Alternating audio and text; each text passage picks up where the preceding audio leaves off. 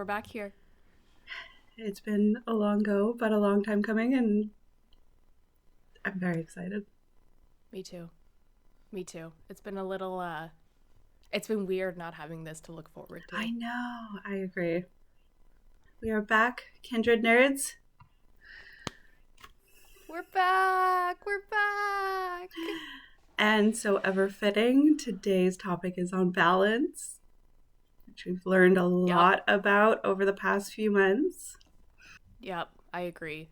It's been a bit of a busy season, I think, for the both of us, but we have learned about ourselves, and we've learned about each other, and maybe what balance looks like in our own respective lives right now. So what a great topic to come back to. Absolutely.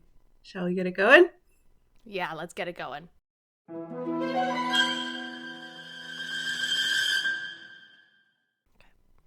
All right, listeners, we're going to jump right back into a Cantina Corner here.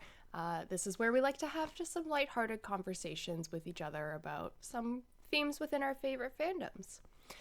So, Kat, I'm going to get you started with between inner balance, like a Jedi, or balance more like a D&D party where you kind of have skills spread out amongst the entire party.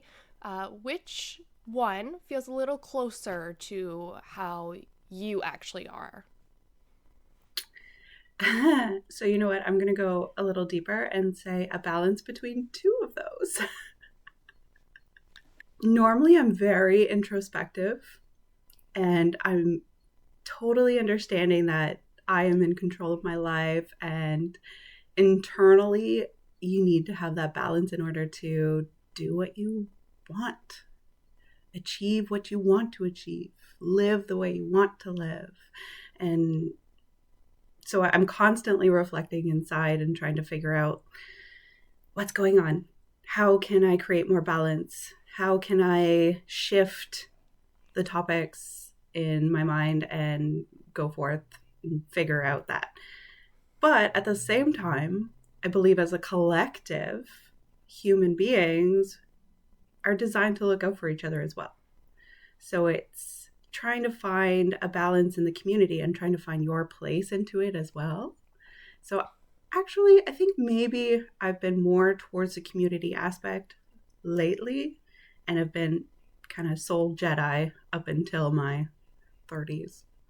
So I think that's how I live. And I think, and I like how you kind of brought both of them into it, because I don't think that there is a black or white answer, one or the other. I think the nature of humans, as the social beings that we are, there needs to be a little bit of everything. Yeah. And with the amount of uniqueness that everybody has and everybody living their own reality, you're never going to be perfect at everything for yourself. I think we're always going to need to have somebody to lean on at some point or another, just to keep our sanity a little bit. No, agreed. 100%. And it's hard because in today's world, being so interconnected globally with social media and technology, it's hard to find your place in community. And I think that's where a lot of people struggle right now. So it's something to reflect on how you can be a part of community on your own terms. I think that will be very beneficial to your own personal well-being. What about you? What's like, obviously you said like there's a balance between both of those, the Jedi and the community aspect, but is there one that you lean more towards? I think it really depends on what avenue of life I'm in. Mm-hmm.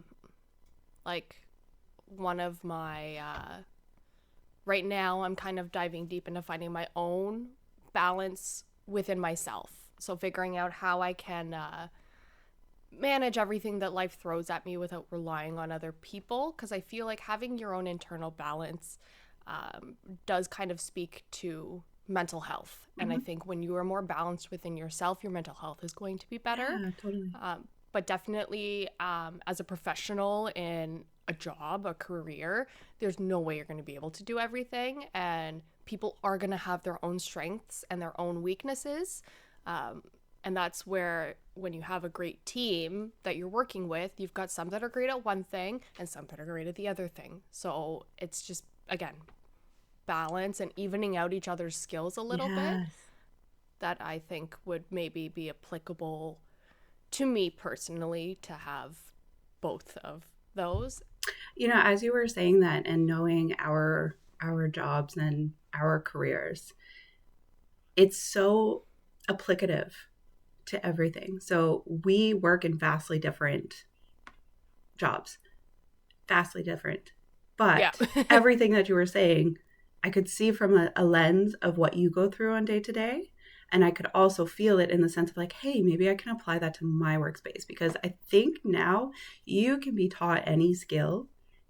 It's coming down to whether or not you're able to work with people and you have those interpersonal skills. Interpersonal skills? Yeah. It's, can you work on a team? Can you be pleasant? Can you be accommodating? Can you, pick up the slack where other people fall and, be okay to accept help when you need it as well? It's a very good point. Yeah. Yep. And I think that point you just made about being able to accept help, it's hard. Is a really strong thing. It's hard. It is so hard. But that in itself is a skill in its own. It's, I think, in a day and age like this where success is something that people are constantly attempting to measure, it is very easy to forget that it's okay to not be good at something. You're going to be great at something else. So why stress yourself over something? Now, not to say that you should just give up the first time you try something and it fails, but like, it's okay to have your strengths and it's okay to be not as successful at something else. It's true. It's so true. And finding your place, finding the skills that match you versus, once again, never giving up. Back to our very first Kindred Nerds episode is all about trying and doing and 1% better. But it's finding that balance. It's about accepting and finding your place. You have those skills and you have the determination. I think also with Kindred Nerds, we are finding that balance as well with our skills, with how we work, and we're trying. We're finding our skills. We're trying. We love this. Following your passion and just, persevering. We're finding that balance. Yeah, I know. We were brave enough to suck at something. Yeah. We were brave enough to push pause on it for a second when we realized we didn't quite have the balance that we needed with Kindred Nerds and our personal lives. So I think just being able to own that and understand, okay, let's take a step back, reevaluate, figure out how we can even things out to give us a chance to be successful. And truly, I love thinking about us in a dynamic because we're very similar, but we're also drastically different. And we've had some conversations lately where it's like, okay, if I get like too intense, you're kind of there to like level me out. I overload myself sometimes. And you're just like, whoa, whoa, whoa, you need to chill. And we're figuring it out. I love it. Yeah.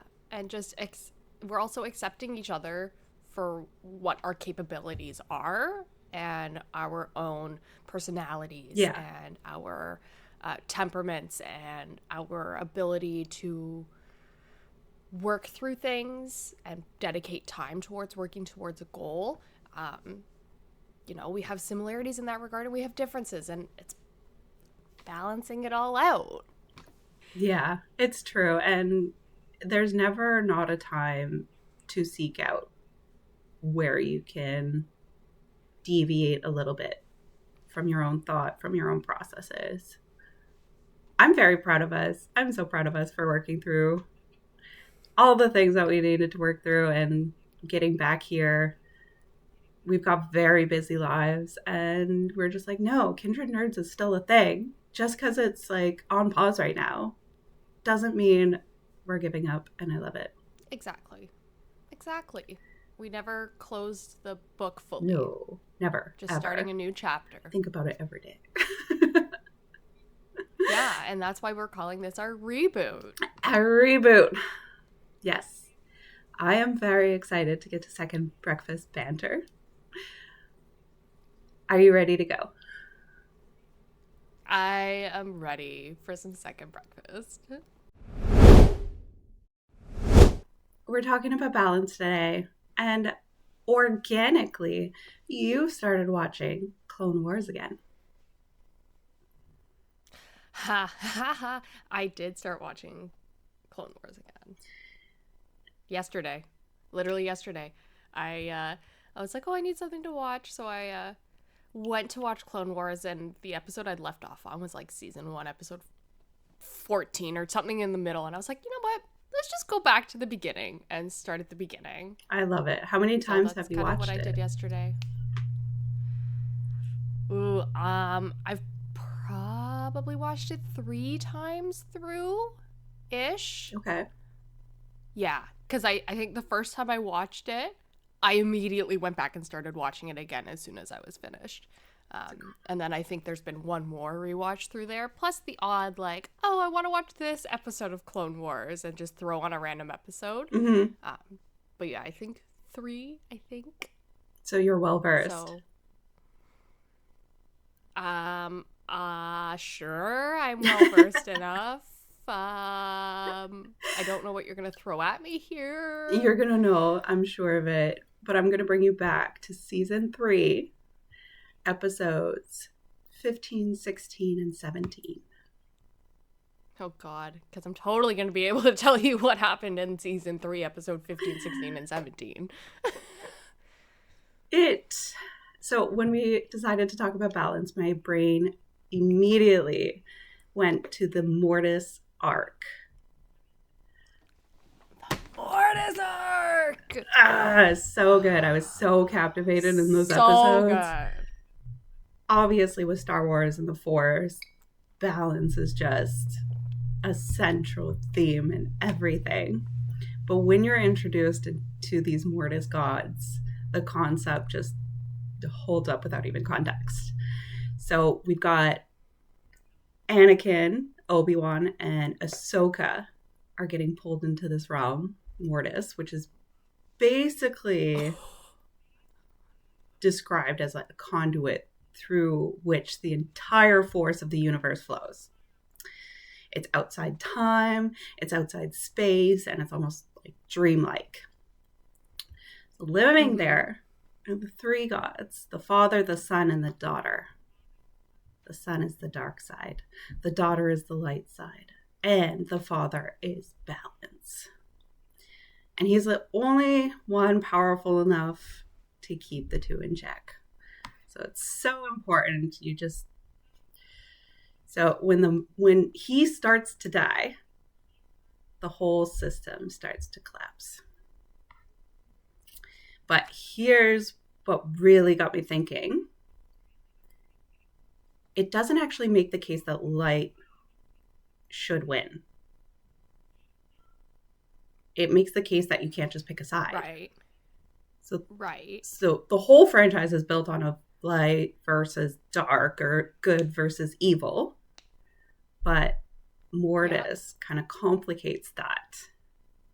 Because by the end of the arc, all of them are dead. Spoiler, I'm sorry. Go watch Clone Wars. You should have watched it by now. The daughter sacrifices herself. The father kills himself. And Anakin takes out the son. When it's over, balance is restored. But not because light won, but because the whole system collapsed and reset. So I think that maps onto real life in a very specific way.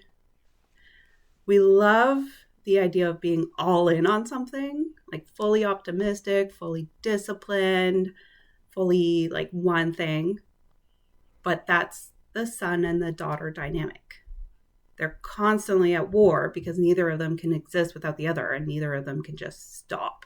So the father is very interesting because he's not powerful by being more light or dark. He's powerful because he holds that tension. So it's almost like a sliding scale, right? And he has that tension between the two. Holding that tension between ambition and rest, between like logic and emotion, between who you are and who you're trying to become, that is the actual work. That's what the father is doing for like thousands of years until it literally kills him. Balance in the Mortis arc isn't a destination. It's not a thing you achieve and then you're done. It's active and it's costly, and the second you stop tending to it, things fall apart. Within that arc, Anakin gets offered to take on the role of the father, and he turns it down. Was that the right call?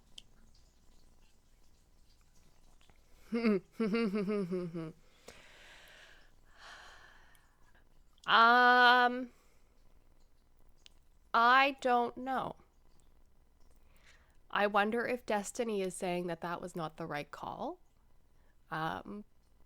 But reflecting back on the prequel trilogy and what happened before the Clone Wars, maybe when Qui-Gon and everybody's like, he's the chosen one, he will bring balance to the Force. That's what I was thinking. Maybe he was supposed to take the role of the father. But then you also, see, when you started this whole line of thinking, I was kind of like, oh, are you going to ask me, like, which of the trio represents the father, the son, and the daughter? And I was like, that's a no-brainer. Because in that sense, and I think that's knowing how everybody's stories end up, that's me going, Obi-Wan is the daughter, Ahsoka's the father, and Anakin is the son. But I don't know. And I did actually think that maybe Anakin was supposed to take on the role of the father. But clearly not. And then we know, spoiler alert, we know that the daughter uses her life force to resurrect Ahsoka. And then Ahsoka has Mirai following her around all the time. So then does that mean that Ahsoka is now the daughter? Even though she seems to be the most neutral out of that OG trio. Especially with her leaving the Jedi Order and all of that. Mm-hmm. She's no Jedi. Yeah. I love that there were so many ways to think about this. I know. And none of them are wrong. And none of them are right. It's great. The balance. Balance. It's definitely something I feel like I'm going to go watch it today, those episodes, because I cannot even describe how enthralled I was for it, and it's stuck in my mind ever since. I only watched the series once through so far, so, but those episodes, and I normally forget everything I watch. Like, I'm that person that can rewatch stuff over and over again and kind of just, it's new every single time, but those episodes are just, they're mind-blowing. They're so well done. It's crazy good. Yeah, no, it's definitely one that I look forward to watching again. And the chills when Anakin gets some foresight into his future. Like, I'm pretty sure I like actually had a jaw drop. Oh, crud moment. Like, Clone Wars is so good. Just all the animated Star Wars is so good. It's so good. It's so good. Man, they should have made like a whole movie on this Mortis. Right? It was just so good.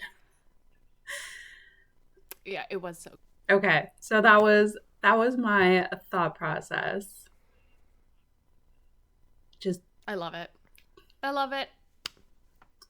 I'm glad you entertained Chef's it kiss. And gave your thoughts on those episodes. And yeah, and it's kind of like you said before, it's a scale, like, you know, even I think, what's it called? Hetatonic. I don't know. It's like the ups and downs of life. Oh, yes. A hetatonic scale, maybe it was called. But it was just basically like, no matter how up or down you get, you will come back to baseline. Yes. And the way you use the word scale just really makes me think that, yeah, we're going to have our ups and downs. We're always going to come back to a neutral place. We're always going to have our highs. We're always going to have our lows. We're going to be happy. We're going to be sad. We're going to have hard times and we're going to have easy times. And maintaining that consistent thought of it will get better, or, you know, it won't always be this bad, or I'm going to enjoy this high while I have it.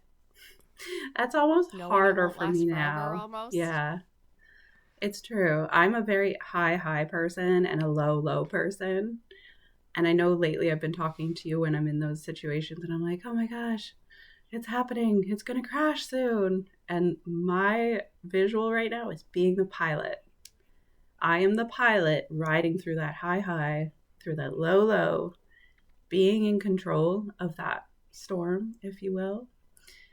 It's actually brought me a lot of grounding through those moments. Maybe now I'll just be like, the daughter's waking up. Oh no! I was gonna say, so the now, sun is so angry. you visualizing yourself. So you visualizing yourself as the pilot is you visualizing yourself as the father of the Mortis gods. Exactly. Although that would be weird. I could just walk around and be like, I'm the daddy. The daddy. I'm the Force daddy. I'm the daddy now. Be the Force daddy. Wow. Amazing. Yay! I love it. What a great representation of balance. Yes! I'm glad we got to talk about this. I've waited for forever. But I love it. Yeah, you've been holding on to this one for a while. So I appreciate you keeping the secret under the hood there. It was hard. I can breathe now. Shall we roll for random? Let's do it! Alrighty, Kat. You ready to roll for random? Yes. So ready. Got my D20. Okay. Let me make this a slightly more flat surface. It's not flat. 11. We always roll that area. Okay. Do I? It's D&D. 1 in 20 chances. Ooh, D&D. We've got, what is your dream D&D class race combo and why?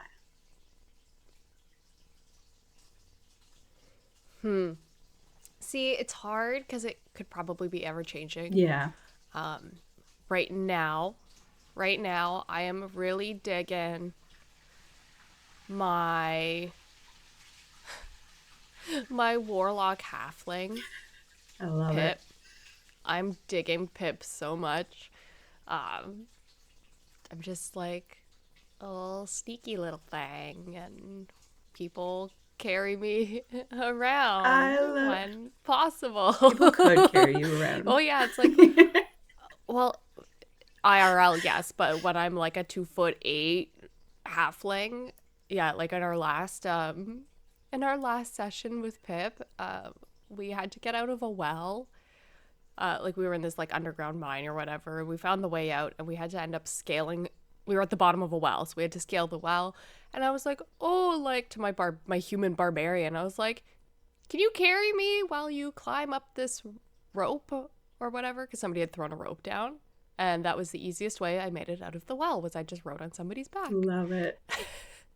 So and fun. I just Eldritch Blast everybody. So, yeah, I think right now my dream D&D race and class is my I love it. my warlock halfling. I love it. What about you? So, you might have to help me out with this. So, immediately what went through my mind was monk elf. Ooh. So I've always just The been extra like, sensory you would have. yeah. I feel, I don't know, I'm always attuned to elves. I would love to live in an elven society.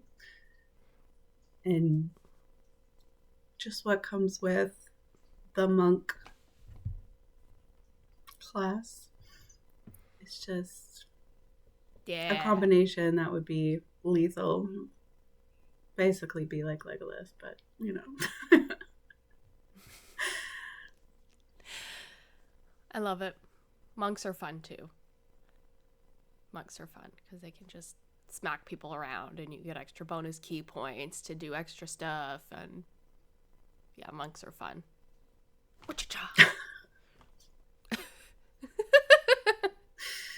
Yay, roll for random! Yes! Chaos, D&D. I love it. Oh my gosh. This has been so fun coming back to the Kindred Nerd realm. Yes. Reboot, reboot, reboot, reboot. We're back, baby! I'm so happy. I'm so happy that we're back. Me too. The lighthearted funness that we are trying to encourage here, while also bringing in favorite themes. Yes. All right. Call to action. Yeah. Like, share, subscribe, follow us on our Instas. Leave us comments. Kindred Nerds. Or is it the Kindred Nerds? I think it's the Kindred Nerds. And Kindred Nerd Cat and Kindred Nerd Claire.